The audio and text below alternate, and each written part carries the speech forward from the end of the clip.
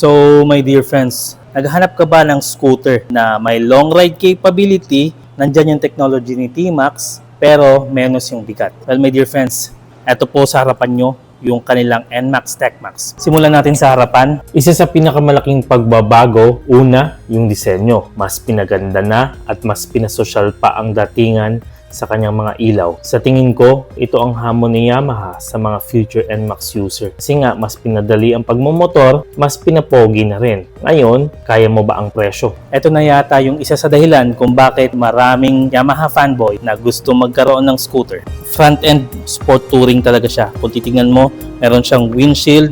It doesn't indicate any adjustability here, my dear friends. But I believe you can buy an aftermarket. Yung kanyang DRL, well done po tayo. At saka pati yung kanyang projector lamp sa low beam at saka sa high beam, panalo din yung kanyang datingan. At saka in-adjust din nila yung kanilang turn signals from baba, tinaas nila along with the headlight. Saka kung titignan mo, it's not bulb anymore. Isa din sa kanilang binago is yung kanilang brake light, pati yung kanilang turn signal sa may likuran. Okay din. Malinis siya at saka di takaw gulo. Tapos kung titingnan mo to, ayan o, Yamaha branding sa may gitna. Talino ng pagkakagawa, di ba? Sa kanyang styling, walang masyadong pinagbago actually. Yung kulay, maganda din. Isa to sa nagustuhan ko sa pagiging catchy ni Yamaha. Yung tipong meron silang mga catchy na color schemes na nilalagay. It may come out on your ORCR brown, pero this is what they call dark magma, which is maganda yung kanyang itsura kasi may pagka-black siya, pero kapag nasinagan ng ilaw, lumalabas yung kanyang pagiging bronze. Pintadong panalo po siya, my dear friends, kung titignan nyo. Diyan magaling si Yamaha eh. Magaling na nga sa glossy,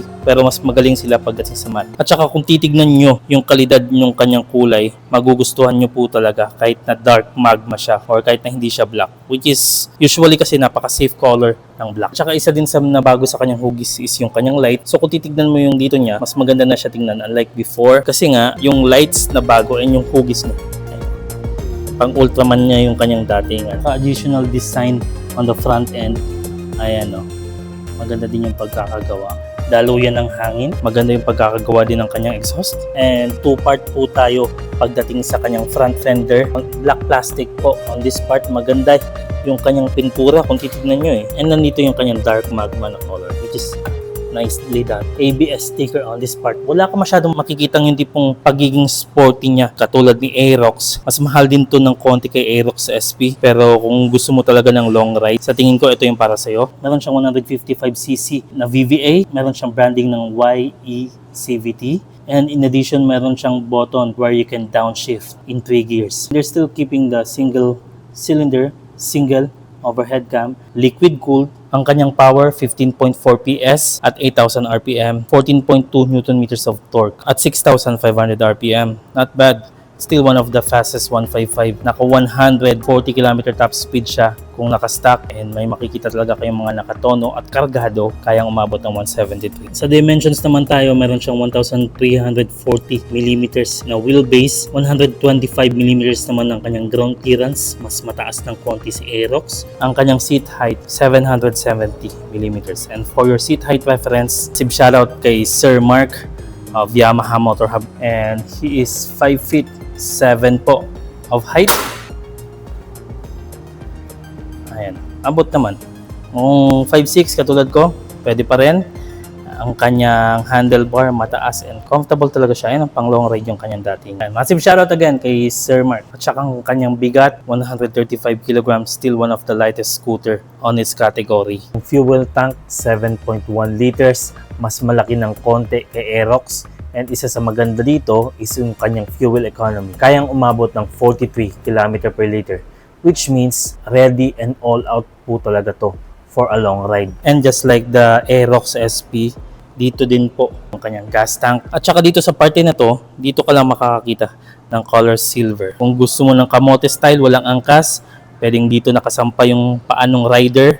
Pero kung gusto mo normal lang naman, relaxed, dito tayo. Or otherwise, dito. Ayan. Puan din. Masasabi mong it's more on luxury side na siya against economy. And kung titignan nyo to, ayan yellow stitching. It brings out the color and the beauty of the leather. Maganda yung pagkakagawa. Sa tingin ko, this is suede. Maganda din yung kanyang material. Pambabae talaga ang upo. Which is kahit papano, makapal naman siya. Pang long ride pa rin. And dito din, NMAX the branding. How about here? Ang kanyang underseat compartment, 25 liters po. Malaki naman kahit papano, pang long ride talaga. Tsaka, ayun golden po ang kanyang emblem on this part. I love the idea. Maganda kasi nga dark magma. And maganda din yung pagkakagawa at saka pagkakapinta sa kanyang grab bar. Ayan po tayo sa kanyang display. 2-part po siya. TFT and wow. Parang mas maganda yung design dito. Anyway, let's check. Ayan, yung kanyang menu. Ganun din pala. Tapos may auto trip. May meter display. Ayan, meter display ko mamimili ata yan. Nakatachometer kasi siya eh. Speedometer on this part, odometer on this part, fuel gauge. Ang kanyang hazard, dito po natin makikita sa may gitna. And ABS indication, start and stop system available. And 4-inch din to with additional on this part eh. So lagpas 4.2-inch unlike the Aerox. Settings, meron siyang switchable traction control which is nice, neat. Ang kanyang underseat compartment, 25 liters po. Yamaha Y-Connect. Ayan. And once you're connected, it's easy. Tapos, mode, nandito. So kapag binindot mo itong mode, ayan, meron siyang S which is the sport and T, touring. Orasan on this part, so pareho talaga sila nung kanyang 155 na counterpart. Ayan. Although para sa akin na naman, mas maganda tignan or mas sporty tignan yung kay Aerox SP. Pero kung ikukumpara mo rin dito, masasabi mo talagang pang long ride siya and plush din siya na pagiging plastic. Ayun, ganda ng pagkakagawa para sa akin. And busina, lakas, turn signals here, pass switch over here, black po ang color ng kanyang brake lever unlike the Aerox SP. Ganda, gara. Start and stop system. Pati din dito sa parte na to, maganda din yung pagkakagawa. Nicely done. Ito naman po, open compartment tayo, malaki.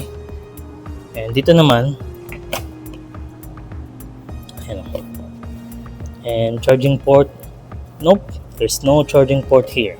Dito po pala yung kanyang charging port. Ayan po. USB Type-C pa rin. Ayan, kita ba? Kung titignan nyo rin yung suspension, mukhang mas mahaba itong suspension nito kesa sa kay Aerox. Non-inverted po tayo sa harapan. Sa may likuran naman, dual shock po tayo with some adjustability. Tubeless tires po ang gamit ni Yamaha NMAX dito. And ang kanyang sizes, 110, 70, 13 tayo sa may harapan. 130, 70, 13 din tayo sa may likuran. 230mm ang kanyang disc brakes, harap at saka likuran.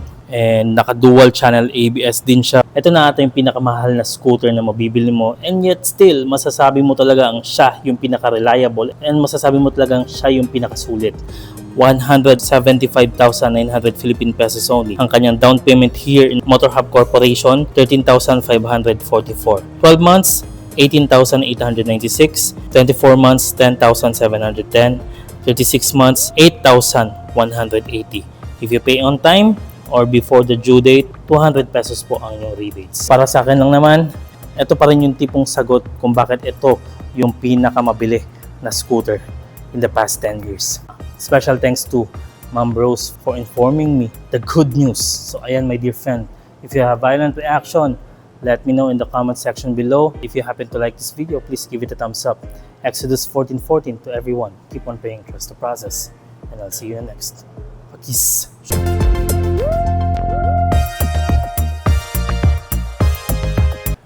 At saka nga pala kung naghahanap kayo ng mga dual sport ni Yamaha, XTZ, blue and black po available dito. Tapos meron tayong nakikitang MT-07 doon, black. Dalawa yan. XSR 700, black din. Dating motor natin, XSR 155. Kung naghahanap ka ng T-Max, Tech Max, ayan o, saan nanggaling yung NMAX, Tech Max, dito yun.